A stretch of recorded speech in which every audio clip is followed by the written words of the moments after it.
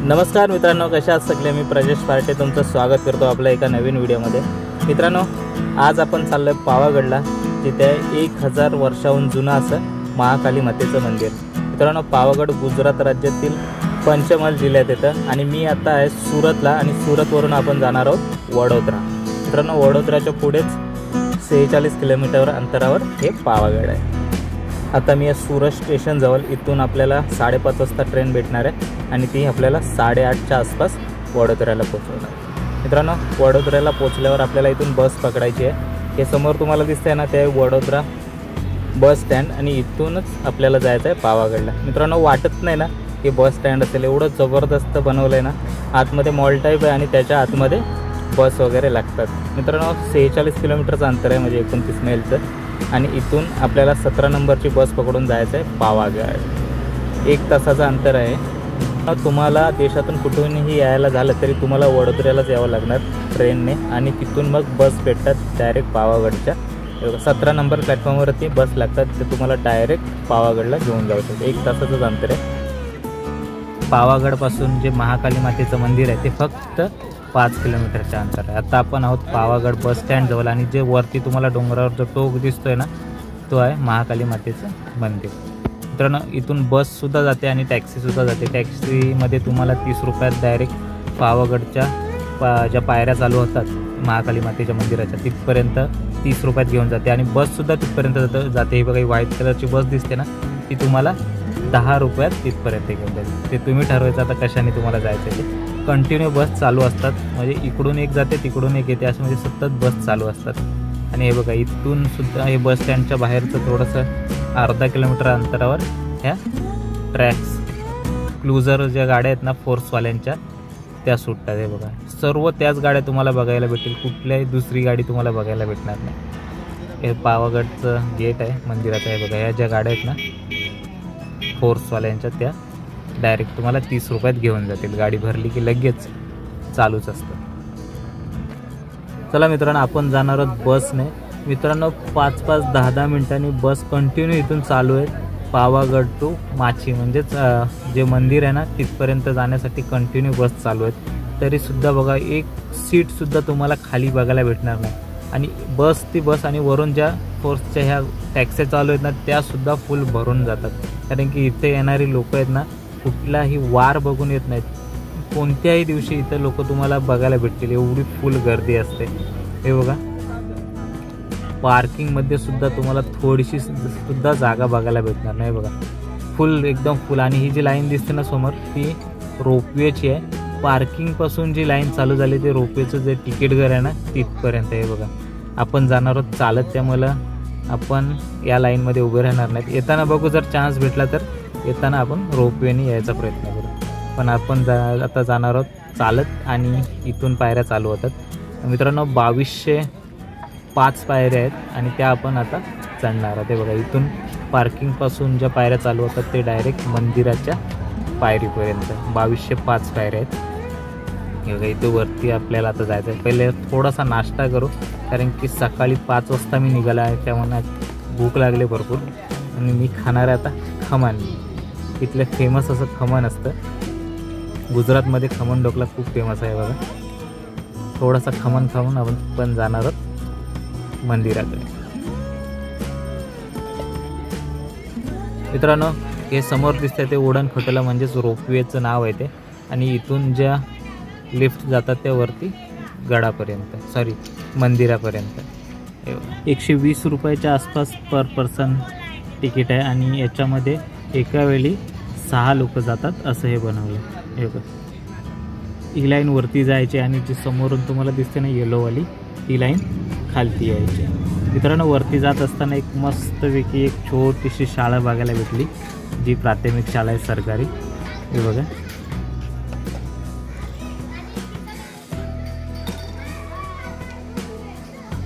चला वरती।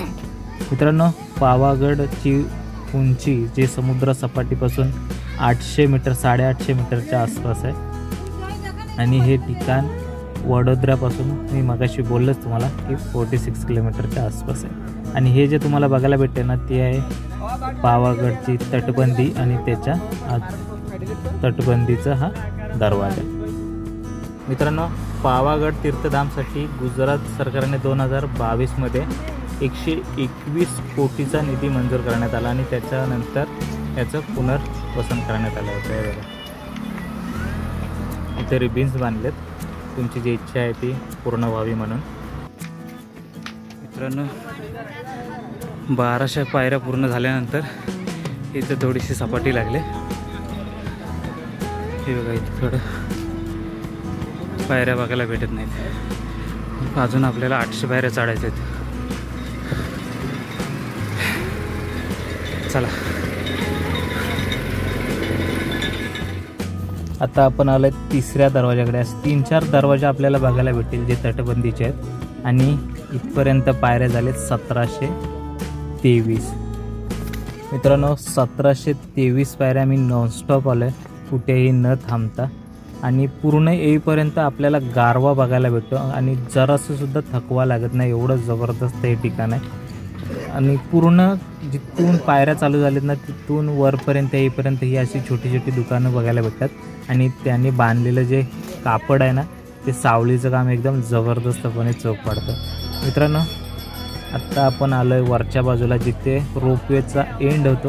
इथून सुद्धा रोपवेतून उतरून सुद्धा आपल्याला चालत जावं लागतं। त्यामुळे हे बघा, इथे तलाव आहे, जे 3 तलाव आहेत ना त्यातलं एक तलाव इथे आहे आणि हे इथे रोपवे समाप्त होतं उडण खटोला, आणि इथून सुद्धा आपल्याला वरती चालत जायला होतं। मला वाटतं 200च्या आसपास पायऱ्या असतील इथून, की रोपवेने येऊन सुद्धा आपल्याला चालावे लागणार आहे। कारण हे जे मंदिर आपल्याला बघायला भेटते ना ते जैन मंदिर आहे, जे 1000 वर्षापूर्वीचं मंदिर आहे असं सांगण्यात येतं। हे बघा,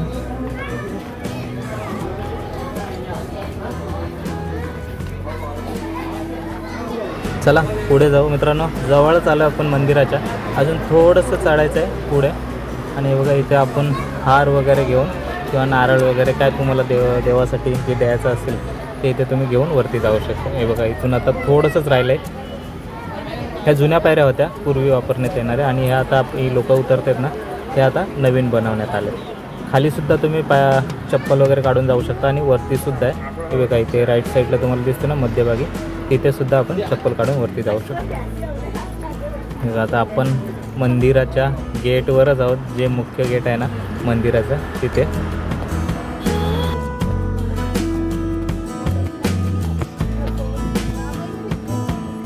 मित्रांनो, इथे येणाऱ्या प्रत्येक भाविकासाठी हे निःशुल्क दवाखाना आहे। तुम्हाला जर काय झालं, गडावर येता येतं तर इथे तुम्ही उपचार करू शकता, ते पण फ्रीमध्ये।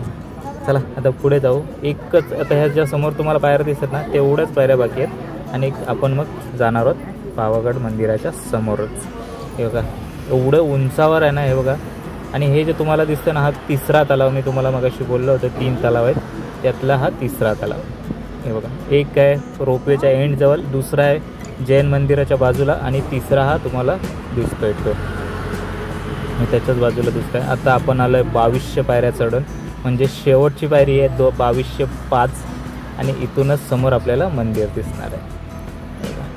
मित्रांनो, फायनली 2200 पायऱ्या आपण चढलोय, बिना लिफ्टचं इथपर्यंत आलं आहे। आणि हा समोर तुम्हाला दिसतोय तो महाकाली मातेचं मंदिर। सकाळी मी जेव्हा बाईकने म्हणजे रॅपिडो बुक केलेलं तर मी त्याला त्याने मला विचारलं कुठे चाललं एवढ्या सकाळी 5 वाजता, तर मी त्याला बोललो पावागडला जाते। तर त्यांनी मला असं विचारलं की नवस फेडायला जात आहे का? तर मी त्याला विचारलं की तुम्ही डायरेक्ट कसं असं बोललात मी नवस फेडायला जाते काय? तर तो बोलला की पावागडला जाणारा प्रत्येक व्यक्तीचा नवस हा पूर्ण होतच होतो, त्यामुळे तो मला बोलला की तुम्ही पुन्हा जात आहे की काय नवस फेडायचं। मित्रांनो, हे समोर दिसतंय तो गाभारा मंदिराचा आणि त्याच्या आतमध्ये आहे महाकाली मातेचं हे बघा मूर्ती।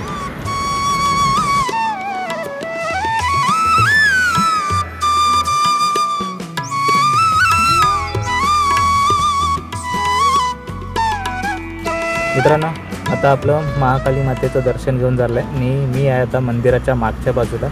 मित्रांनो, एवढी थंडी आहे ना, जरासं आता 2 वाजले दुपारचे तरीसुद्धा बघा सूर्य कुठे तुम्हाला दिसतोय का, पूर्ण काळोख आहे, ढगांमध्ये आता आपण आल्यासारखं वाटतं आहे बघा, एवढं जबरदस्त लोकेशन आहे। चला मित्रांनो, आता आपलं दर्शन घेऊन झालं आहे आणि आता आपण जाणार आहोत लिफ्टने गडाच्या पायथ्याकडे।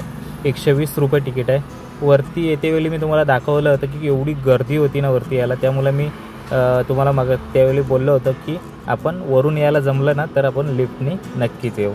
हे बघा, ही इथे सुद्धा लिफ्ट होते. इथपर्यंत रोपवेने आल्यावर पुढून लिफ्टने आपण डायरेक्ट मंदिरापर्यंत जाऊ शकतो. भरपूर गर्दी आहे मित्रांनो. पहिल्यांदाच मी आयुष्यात रोपवेचा प्रवास करतो. एवढं जबरदस्त वाटतं आणि भीती वाटते ना मित्रांनो. असं वाटतं उगाच बसलो रोपवेमध्ये, चालत गेलो असतं तर बरं झालं असतं. चला मित्रांनो, आता आपण व्हिडिओच्या शेवटला, त्यामुळे तुम्हाला मी इथपर्यंत कसं यायचं ते सांगतो. जर तुम्ही बडोदा बस स्टँडपर्यंत आलात किंवा ट्रेनने आलात तर तुम्हाला बडोदा बस स्टँडवरून बसेस अवेलेबल आहेत. 60 रुपये तिकीट आहे आणि 46 किलोमीटरचं हे अंतर आहे. 1 तासाचंच अंतर आहे. तुम्ही डायरेक्ट पावागडपर्यंत येऊ शकता आणि तिथून तुम्हाला म्हणजेच पावागडवरून तुम्हाला टॅक्सी किंवा बसेससुद्धा अवेलेबल आहेत. त्या 10 रुपयात आणि 30 रुपयात तुम्हाला मंदिराच्या पायथ्यापर्यंत येऊन सोडू शकतात. चला मित्रांनो, आता आपण भेटू पुढच्या व्हिडिओमध्ये. ही व्हिडिओ जर तुम्हाला आवडली असेल तर लाईक करा, शेअर करा आणि आपल्या चॅनलवरती नवीन असाल तर चॅनलला सबस्क्राईब करायला विसरू नका. चला, बाय बाय, धन्यवाद.